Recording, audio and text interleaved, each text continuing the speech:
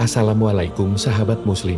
Semoga kita semua senantiasa selalu dalam perlindungan Allah Subhanahu wa Ta'ala. Apakah Anda baik-baik saja? Apa yang membuat sahabat muslim gelisah sampai menonton video ini? Sedang berada dalam masalah?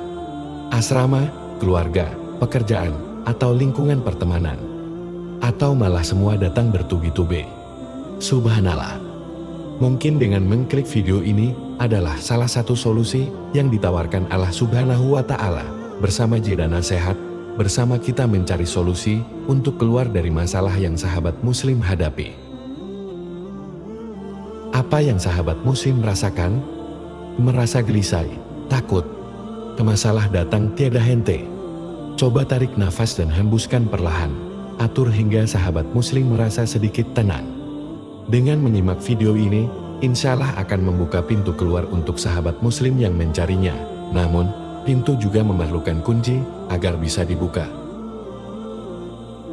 Sahabat muslim, tahukah Anda bahwa Islam adalah agama yang menganjurkan penganutnya untuk senantiasa memanjatkan doa? Doa inilah yang menjadi kunci untuk semua hajat Anda.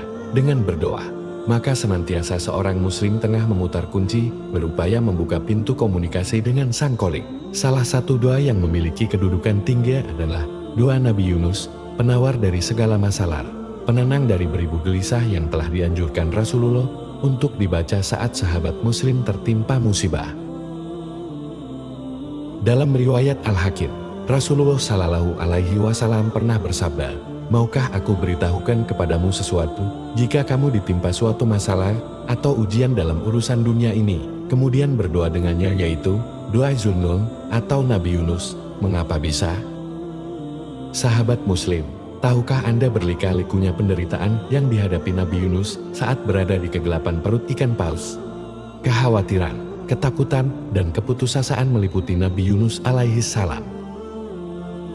Kisah Nabi Yunus yang ditelan ikan paus bisa dijadikan sebagai pelajaran yang berharga bagi umat manusia, terutama umat Islam ketika menghadapi berbagai cobaan atau musibat. Kisah ini tentu sudah tidak asing lagi dan hingga kini masih dibahas dan diceritakan dari generasi ke generasi. Sahabat muslim yang beriman, mari kita bedah doa Nabi Yunus dalam kisahnya bersama Jeda Nasihat.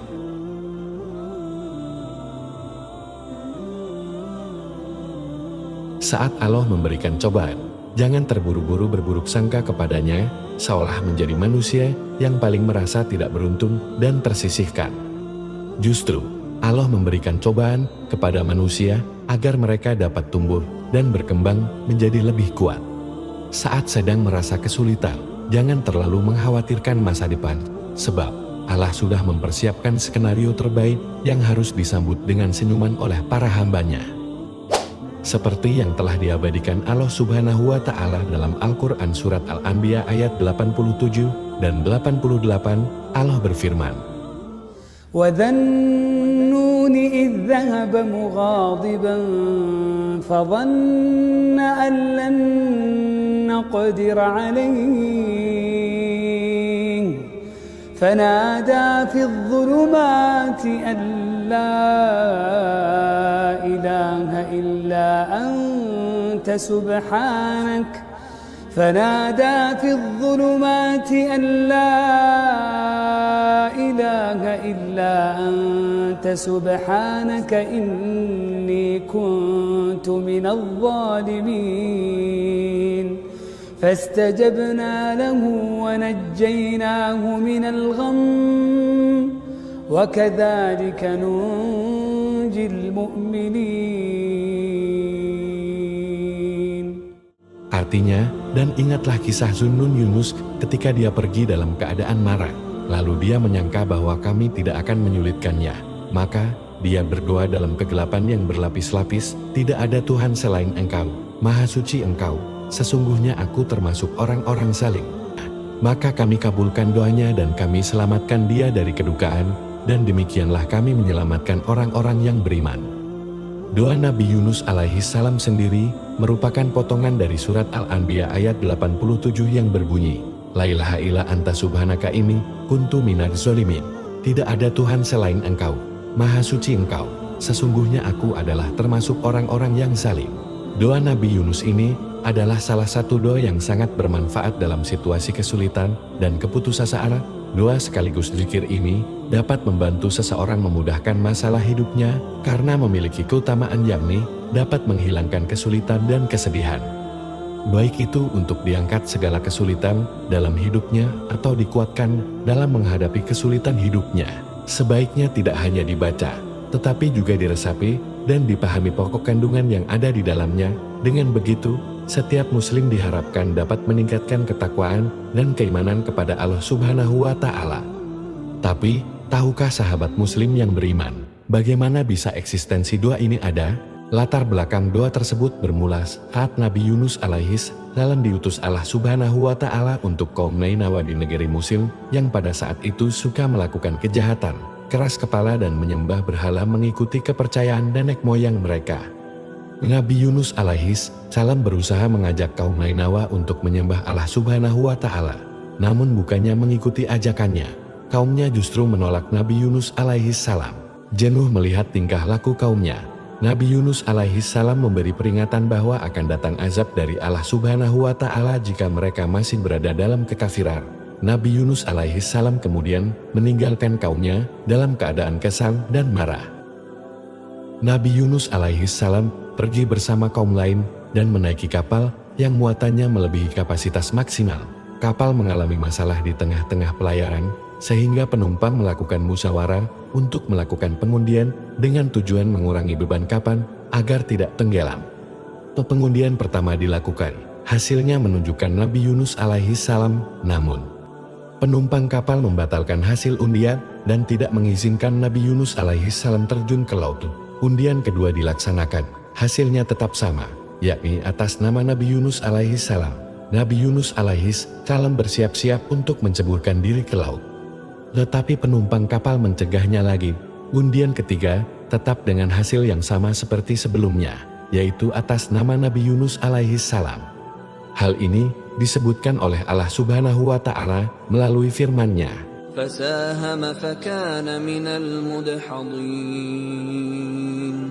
Kemudian dia ikut berundi, lalu dia termasuk orang-orang yang kalah dalam undian. Quran Surah As-Saffat ayat 141, yakni undian jatuh ke tangannya. Akhirnya Nabi Yunus alaihis salam tanpa berpikir panjang langsung melompat ke dalam laut. Kemudian Allah Subhanahu wa Ta'ala memerintahkan ikan paus yang besar untuk menelan Nabi Yunus alaihis salam dengan tidak menggigit daging dan menghancurkan tulangnya. Janganlah kamu memakan secul pun dari dagingnya, jangan pula mematahkan tulangnya. Karena sesungguhnya Yunus itu bukanlah rezeki makananmu, melainkan perutmu aku jadikan sebagai penjara buatnya. Paus besar tersebut membawa Nabi Yunus alaihis salam mengarungi lautan. Nabi Yunus alaihis salam mengira dirinya telah meninggal di perut paus itu, namun ketika Nabi Yunus alaihis salam mampu menggerakkan kakinya, ia langsung sujud dan bermunajat kepada Allah, ya Rabbu, aku telah bersujud kepada Engkau di tempat yang seorang pun belum pernah bersujud. Dikisahkan pula bahwa selama 40 hari berada di dalam perut ikan paus, Nabi Yunus alaihis salam berzikir la ilaha illa anta subhanaka inni kuntu minadz zalimin dan memohon ampun kepada Allah Subhanahu wa Ta'ala atas kesalahannya yang telah meninggalkan kaumnya dalam keadaan kesal tanpa izin Allah Subhanahu wa Ta'ala.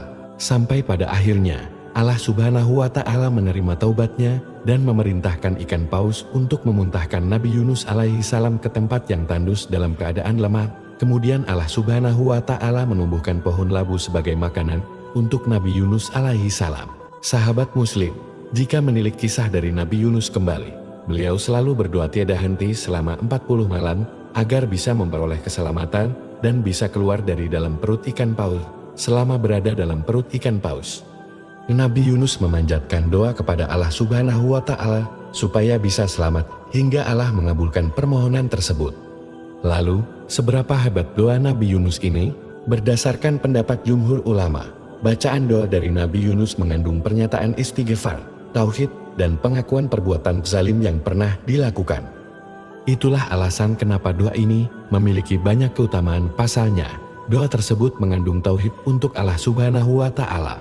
Oleh karena itu, doa ini dianjurkan dibaca ketika seseorang mempunyai kekhawatiran atau mempunyai hajat tertentu kepada Allah.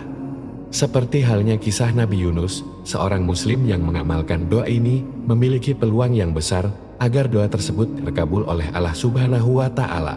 Dalam buku berjudul From Hijrah til Jannah, Istiqamah hingga ke surganya oleh YOFIQ Rating Consulting ditegaskan, sesungguhnya tidak ada seorang muslim pun yang berdoa dengan doa Nabi Yunus dalam suatu masalah yang dihadapinya, melainkan Allah yang akan mengabulkan doanya. Artinya sahabat muslim, Anda tidak akan ditakdirkan membaca doa ini bila tidak menghadapi suatu masalah. Dan bila Anda membaca doa Nabi Yunus ini dengan serendah-rendahnya kerendahan hati, insya Allah, Allah Subhanahu wa Ta'ala mendengar dan menarik hambanya dari kubang kesusahan. Pada akhirnya, Nabi Yunus alaihi salam diselamatkan oleh Allah setelah melakukan taubat dan memohon ampunan serta pertolongan dengan sungguh-sungguh kepada Allah. Hal ini memperkuat sahabat apa doa Nabi Yunus bila konsisten diamalkan dalam kesulitan. Oleh karena itu, doa ini sangat tepat dibaca saat sedang mengalami kesulitan dan membutuhkan pertolongan dari Yang Maha Kuasa. Masya Allah, dalam riwayat lain, Rasulullah juga mengungkapkan keistimewaan lain doa Nabi Yunus alaihi salam.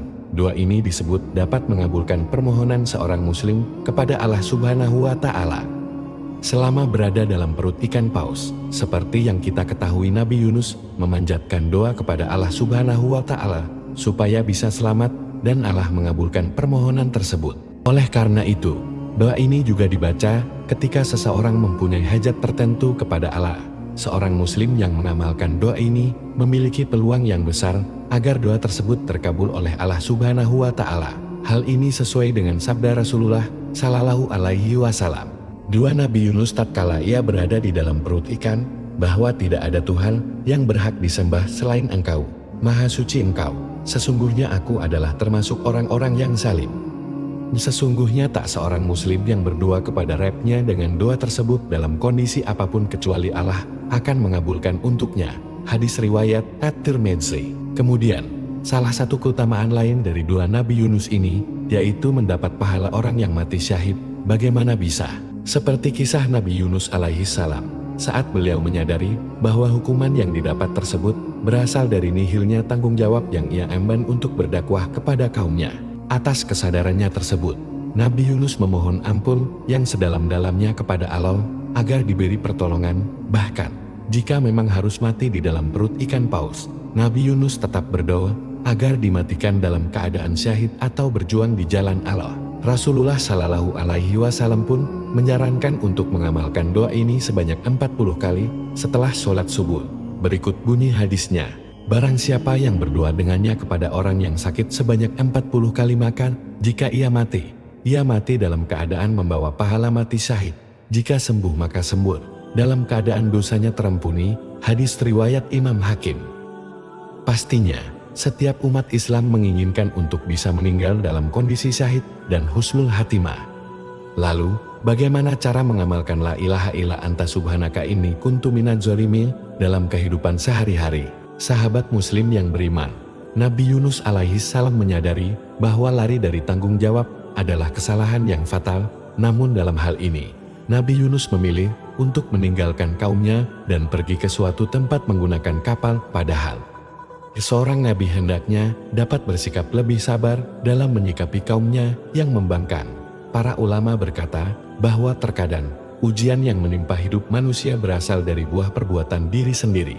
Maka dari itu, hal yang pertama yang perlu sahabat muslim lakukan adalah renungkanlah. Ketika mendapat cobaan yang berat, sudah selayaknya hal ini dijadikan sebagai renungan atas segala perbuatan yang dilakukan di masa lalu. Introspeksi diri Anda dan rendahkan hati Anda di hadapan Allah Subhanahu wa Ta'ala. Akui kesalahan Anda dan mintalah pertolongan lewat doa Nabi Yunus dengan komitmen dan bersungguh-sungguh. Lakukanlah seperti yang telah dilakukan oleh Nabi Yunus alaihi salam. Teladanilah beliau. Anggap saja sedang mengikuti jejak Nabi Yunus alaihi salam dan sedang dalam proses pendewasaan diri untuk menjadi pribadi yang lebih baik lagi. Doa wasiat Nabi Yunus ini juga bisa diamalkan sebanyak 40 kali usai melaksanakan sholat subuh. Bacaan doa dari Nabi Yunus juga bisa dibaca di waktu-waktu mustajabah agar peluang dikabulkannya bisa lebih tinggi.